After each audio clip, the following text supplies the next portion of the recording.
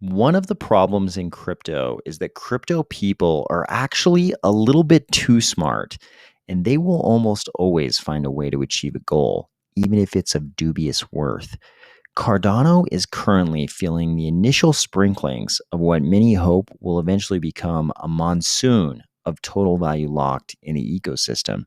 But right now, at the beginning, it's probably important that we ask the overarching philosophical question: is value locked an inherently good thing? Ready? Let's go.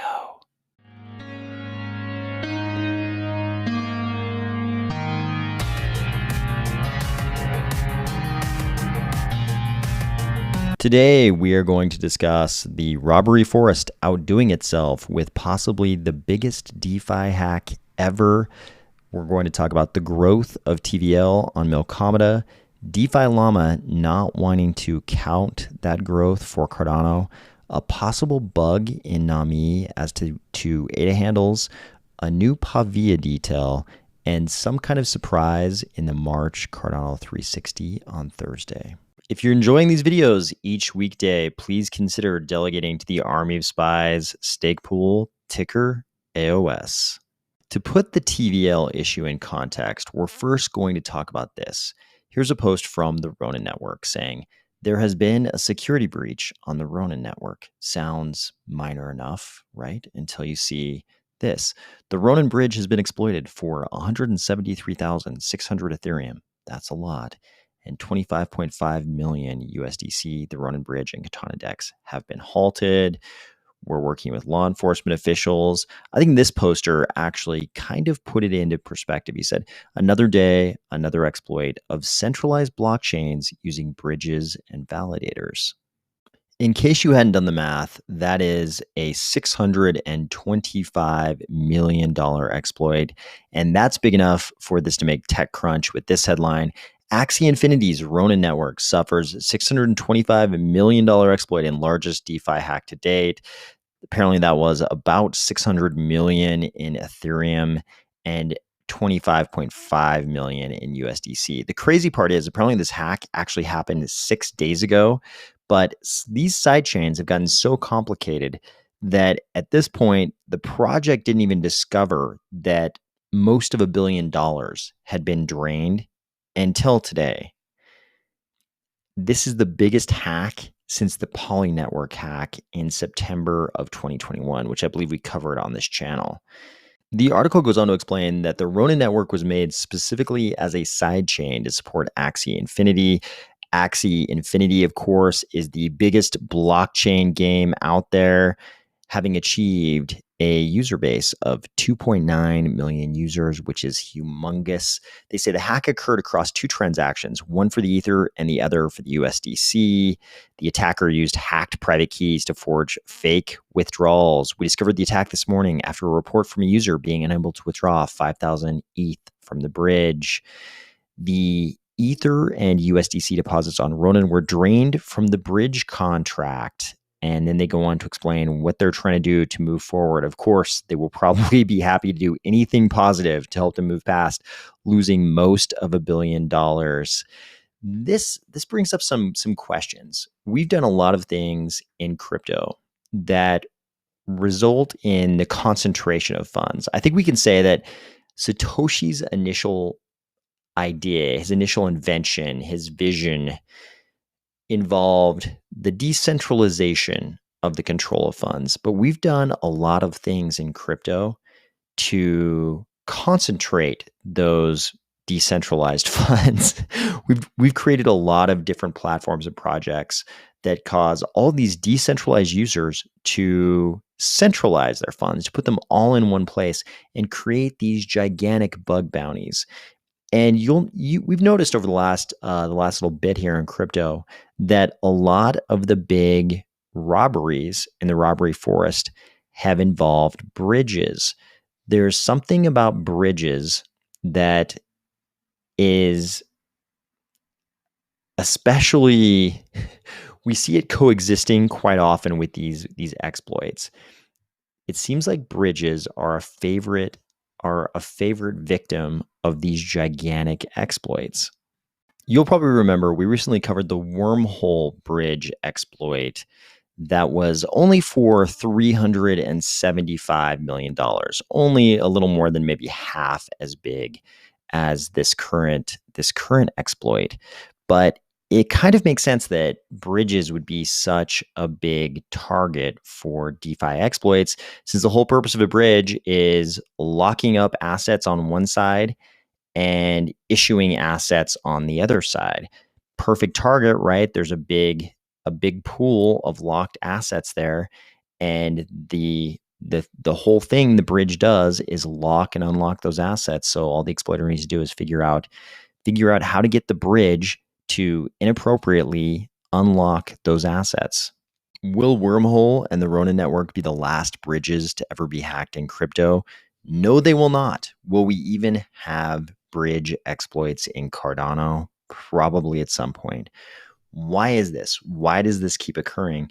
It's because there's this irresistible temptation in crypto currently, at least, this huge trend to always pursue TVL, to always go after total value locked. That's the big metric that everybody's trying to satisfy right now.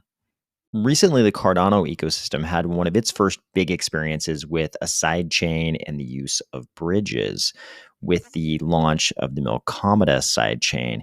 And here's the MusliSwap team's accounting of the things they did in sort of the second day of the Milkomeda sidechain being live. They start out with some minor things. They have dark mode. They launched farms for Avalanche and Binance Smart Chain assets. And they also broke $25 million in total value locked in under 24 hours. This is kind of astounding because we go over here to DeFi Llama to the Cardano section. We can see the Cardano mainnet version of the MusliSwap DEX and how much it has locked, which is only 19 million. So obviously the MusliSwap Cardano mainnet DEX was the first DEX in Cardano, and it was live in late November. So despite having existed for many, many months longer than the Milkomeda version of their DEX, it actually has less locked. After all those months, it has less locked than the Milkomeda version of their DEX locked in under 24 hours. Why is that? The real reason is that the Cardano mainnet MusliSwap DEX is an order book DEX, and the Milkomeda MusliSwap DEX is an AMM DEX, which means it has this button right here, the farming button. You could say that the utility of a normal order book DEX is to be able to swap assets. You might lock assets in that order book because you want your order to be in the order book so that another user can execute against your order. And the utility is actually completing swaps. You might have assets you want to swap, and other users are going to swap against those assets. In an AMM, that's not really the only utility. In fact, you could argue that's not the main utility of an AMM. Some people would argue the main utility of an AMM is really this farming button. Here's the interesting part about that.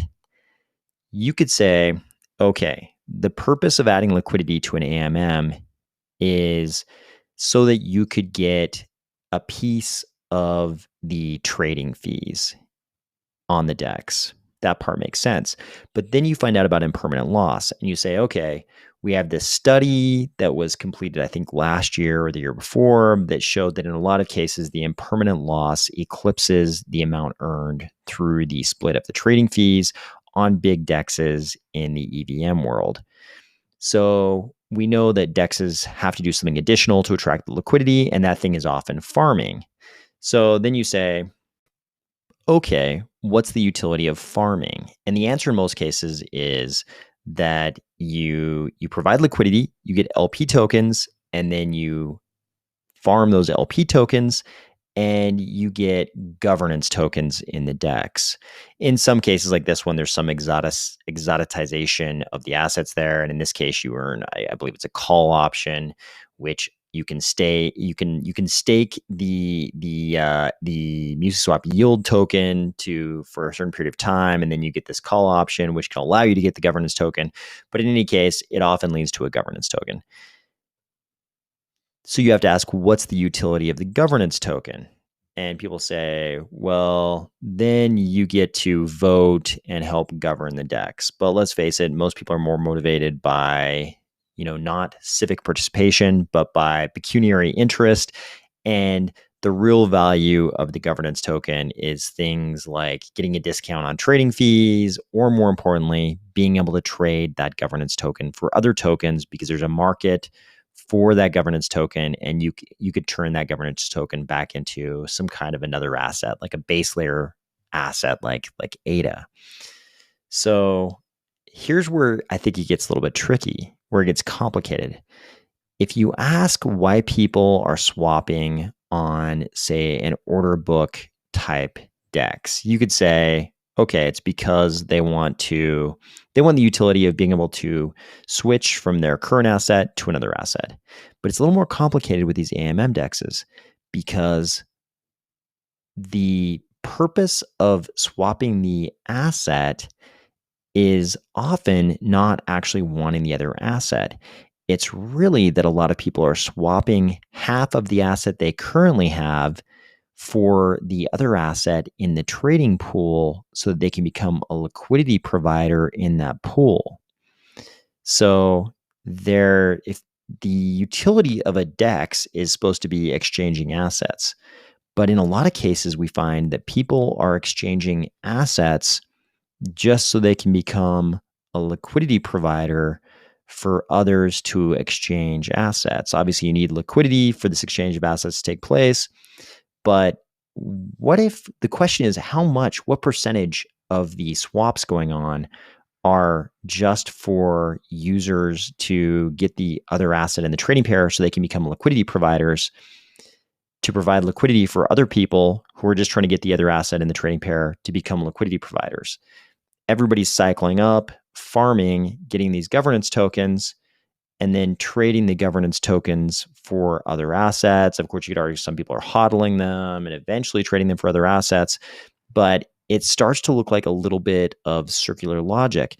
You've got people providing liquidity for other people to allocate correctly so they can become liquidity providers to provide liquidity for other people trying to make the required allocations to become liquidity providers. And the net result of all this is creating this concentration of funds, which we know attracts attackers who will want to execute on exploits.